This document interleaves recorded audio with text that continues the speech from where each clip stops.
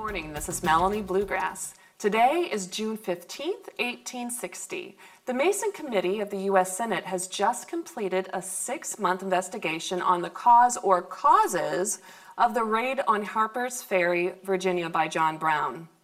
It has been found that 6 wealthy, influential men from New England had financed or encouraged John Brown to raid Harper's Ferry.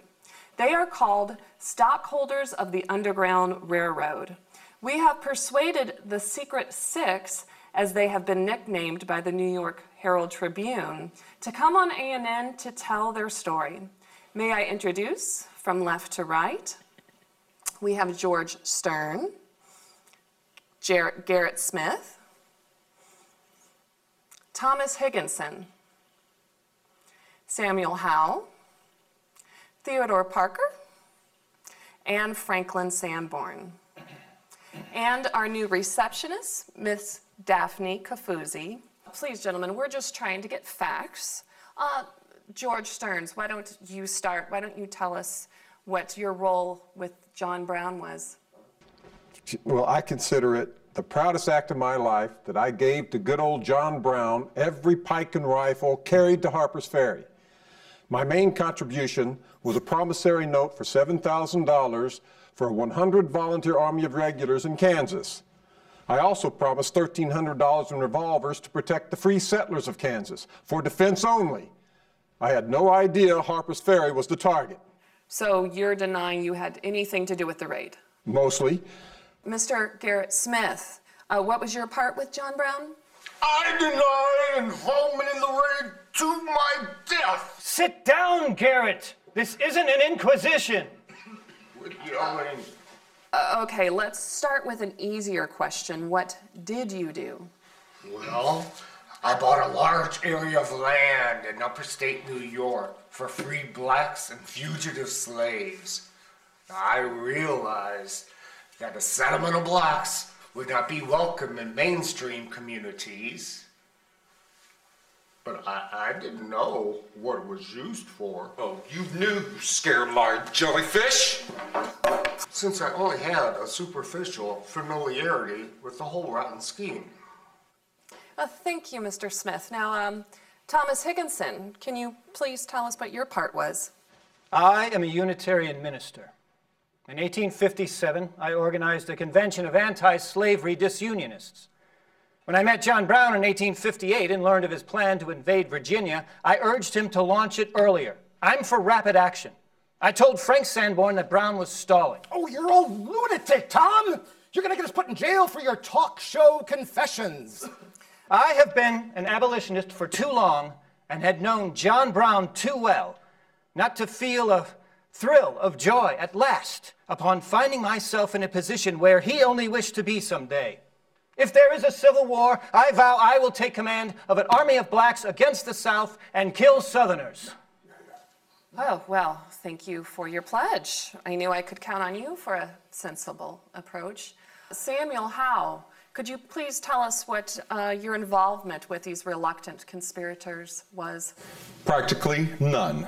I gave Brown $50 in April of '59 when he was asking for money for some secret sort of adventurous escapade somewhere. Did you suspect something? I had the thought of some refined Southern gentlemen being murdered in their beds by rebellious blacks unleashing blood and gore led by Brown. Yes, that is a disturbing picture. So did you try to stop him? I had to disavow him. Theodore Parker, can you please tell us where you stand on slavery? Well, I certainly agree with the need for blacks to be freed from wicked oppression through revolutionary violence if necessary. So you don't feel reluctant speaking out about how our country is handling slavery? In 1854, I delivered a sermon as a member of the clergy called The New Crime Against Humanity. It was a scathing indictment of pro-slavery laws put forth in the name of divine justice. So you are in favor of what exactly? Rebellion! Wow, I'm speechless. You are the only one on this panel that isn't afraid of being arrested for speaking out. That's right! I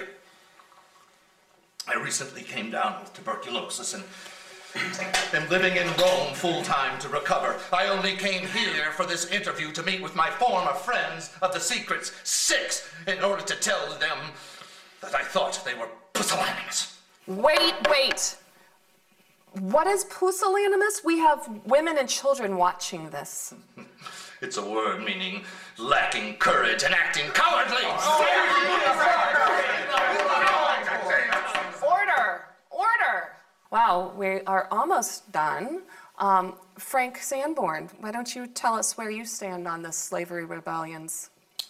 When John Brown presented his Constitution for Virginia to me and Garrett Smith on February 18th, 1858, I had a feeling of absolute hopelessness that he was trying to attempt something so vast with so few men.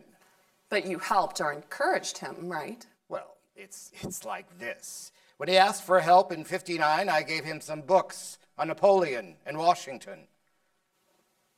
So that's it. You helped him with his reading skills?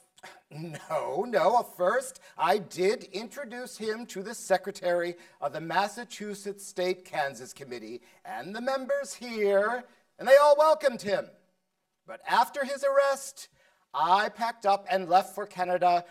And with them on the loose, there'll be no peace or security in the South unless they secede from the Union. Well, that's the most ridiculous and interesting opinion I've ever heard. Well, I guess only history will tell whether these men helped John Brown or hindered him.